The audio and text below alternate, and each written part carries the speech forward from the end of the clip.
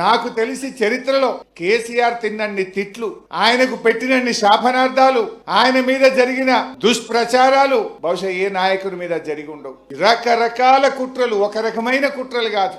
ఆయన మొండి ధైర్యం గనక, ఆయన ఒకే ఒక నమ్మిన సిద్ధాంతం కోసం ఒక మొండి పట్టుదలతో ముందుకు సాగిండి గనుకనే ఇవాళ తెలంగాణ సాధ్యమైంది. ఎక్కడ ఆయన మీద వచ్చిన అభాండాలు, దుష్ప్రచారాలు, ఆయన మీద జరిగిన కుట్రలు, ఎక్కడ అధైర్యపడ్డా, ధైర్యం సన్నగిల్లినా, ఎక్కడ వెనకడుగు వేసినా ఇవాళ తెలంగాణ రాష్ట్రంలో మనం ఉండే వాళ్ళమే కాదు.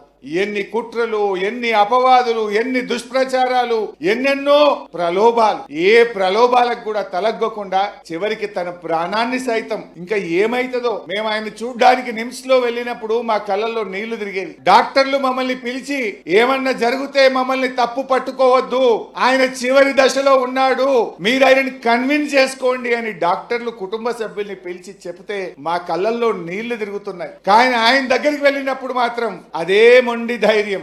మీరు నన్ను అధైర్యపరచడానికి నా దగ్గరికి రావద్దు, నన్ను విరమించమని చెప్పడానికి నా దగ్గరికి రావద్దు, నాకెక్కడో నమ్మకం ఉంది, తప్పకుండా తెలంగాణ ప్రకటన వస్తుంది, నేను ఒకే మాటతో బయలుదేరాను, అయితే తెలంగాణ జైత్ర యాత్ర లేదంటే నా శవయాత్ర అని నేను బయలుదేరాను, నేను దానికి కట్టుబడి ఉన్నాను తప్ప మీరు ఈ రూమ్ లోకి వచ్చి ఆ నిమ్స్ ఆసుపత్రిలో నన్ను అధైర్యపరచొద్దు, దీక్ష విరమించమని రూమ్ లోకి రావద్దు అని మాకు చెప్పేవాడు. అదే ఆయన మొండి ధైర్యం, అదే పట్టుదల ఇవాళ తెలంగాణ రాష్ట్రాన్ని తెచ్చిపోయింది.